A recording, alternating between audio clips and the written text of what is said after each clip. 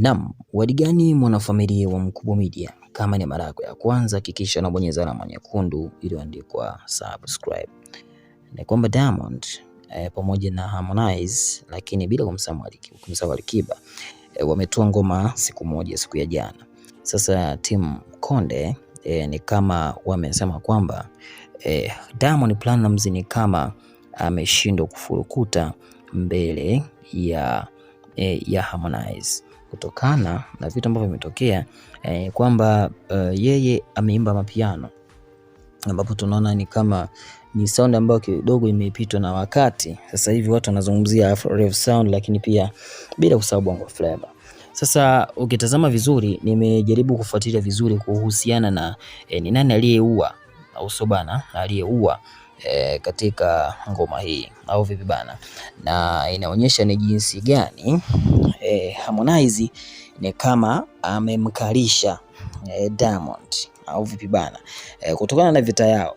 Kwanza ukizingatia Diamond inasemekana kwamba ana vita na Harmonize, yani Diamond ana vita na Harmonize. Kila anapotoa ngoma Harmonize, yeye anakuwa anampandishia kwa juu, yani kila project inapotakiwa kutoka ya Konde Gang, tunaona Diamond naye pia huwa ana tabia ya kutoa ngoma hapo hapo, yani hapo hapo akitoa ngoma na yeye anatoa ngoma, akitoa audio na yeye anatoa audio. Sasa inasemekana kwamba amenasa kwenye mtego, manake ni kwamba Harmonize ni kama ameweza kumkalisha kwanza kwenye uandishi, lakini pia amemkalisha pia kwenye strategy, mipango na mikakati ambayo ameiweka kijana Ibra kwa ajili ya kuweza kumkalisha Diamond Platnumz. Kwanza kabisa amemtumia kijana wake wa zamani, aliyekuwa kijana wake, hapa nazungumzia Ibra, na tunaona imekuwa kama surprise. Mashabiki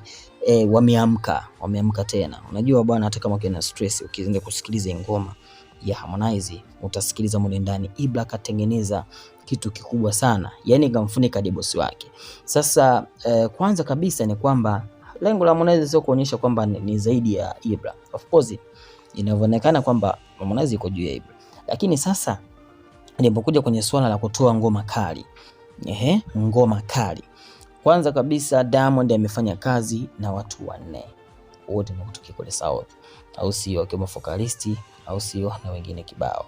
Sasa katika ngoma moja wako watu watano, Harmonize wako watu wawili, yeye pamoja na Ibra. Sasa wameilinganisha milinganyo na kusema kwamba kwanza kimkakati, yani mtu ambaye anapewa favorite ni Harmonize, kwa sababu wengi wanaona kama hii ni nyimbo ambayo kwanza ita trendi na itashika namba moja katika digital platform zote, kutokana na kwanza uhusiano wake pamoja na Ibra, kitu ambacho sasa hivi tunaona ni kitu ambacho ni kigumu. Kwanza Ibra mwenyewe hajaposti hiyo nyimbo yenyewe, na wala Ibra hajasupport project ya kaka yake, ingali ametoka katika lebo ya Konde Gang, manake hajasapotiwa hata shilingi 100 na kaka yake Harmonize.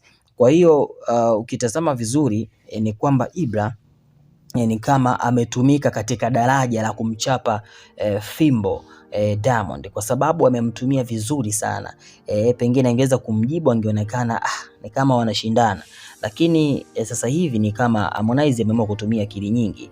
Ameonekana kutomjibu Ibra, ila ameamua sasa kumjibu yule ambaye anampa kiburi Ibra, kwa sababu Ibra anasema kwamba Diamond ndiye anayehusika kila kitu kwa yeye kuweza kuondoka katika lebo ya Konde Gang, lakini pia Diamond amemsaidia kwa namna moja ama nyingine kupata stake zake. Kumbuka alikuwa na akaunti zake za YouTube na akaunti zake za Instagram, zote zilikuwa chini ya Konde Music Worldwide. Kwa hiyo alikuwa na manage kila kitu. Pia tunaona hata zile nyimbo zake katika digital platform, kwa mfano Audiomack, Spotify, iTunes, Boomplay, kwingine kokote. Kwa hiyo tunaona zilikuwa ziko manage na Konde Music chini ya Harmonize, kwa zilikuwa bado kwa Harmonize. Kwa hiyo baada ya kutoka katika lebo ya Konde Gang, Ibra ni kama akaenda Wasafi. Kwa hiyo hatukuwahi kushuhudia interview ya Ibra pale Wasafi. Sasa basi ni kwamba kimkakati ni kwamba unajua huu mwezi ni mwezi ambao Diamond ametangaza vita, na vita hiyo ni kwamba anataka kutoa nyimbo za kutosha. Nyimbo hizo kwa namna moja ama nyingine amepanga kuwapa furaha mashabiki zake kutokana na jinsi ambavyo yeye amejipanga kuonyesha wazi kabisa kwamba kutokana na amezaliwa Oktoba 2, au sio? Kwa kuwa amezaliwa Oktoba 2, basi ni mwezi ambao mashabiki inabidi wafurahie kazi zake za muziki, au sio bana? Na katika kufurahia kazi zake za muziki na ameamua sasa kuachilia project mfululizo. Hizo project cha kwanza ni kwa ajili tu ya kuhakikisha kabisa kwamba anawaweka mashabiki pamoja, lakini pia kutoa nyimbo bandika bandua. Sasa katika kutoa nyimbo bandika bandua ndio tukakutana sasa na Harmonize, naye pia ni mwezi ambao amejipanga kuja kutoa project. Kwa hiyo sasa wamekutana sasa, huku ni friendzone, huku ni sasampa. Sasampa ni neno ambalo limetokea tu siku za hivi karibuni, msemo wa Uncle T, lakini pia tunaona ni idea ambayo Diamond ameitumia kwa ajili ya kuifanya ngoma yake iweze kwenda viral. Lakini sasa walioisikiliza ile ngoma wanasema kwamba ngoma hii kwa kweli Diamond ni kama amewakosea. Yani kweli anaimba nyimbo, lakini kwa hii ni kama amepotea, au sio? Sasa katika update hii sitasoma comment, nitajaribu kukufanulia fact. Cha kwanza ameimba nyimbo ambayo kiukweli watu wengi wameshindwa kuelewa kwa nini ametumia staili ile ambayo kwa moja ama nyingine ilikuwa imetumika na wasanii wengine, mfano Mario, Harmonize, lakini pia ni nyimbo fulani ya club, au sio? Nyimbo fulani ya club ambayo unaweza kuisikiliza, au sio bana? Watu wa club nadhani wanaelewa. Lakini wengine wamezungumzia kwamba ngoma hii ni ngoma ya walevi ambao wanapenda kunywa pombe, na wanapopata vibe wakisikiza ngoma hiyo basi inawapa vibe. Kwa hiyo amekuja na nyimbo ya vibe, huko wenzake wakija na mikakati, wametoa ngoma kali.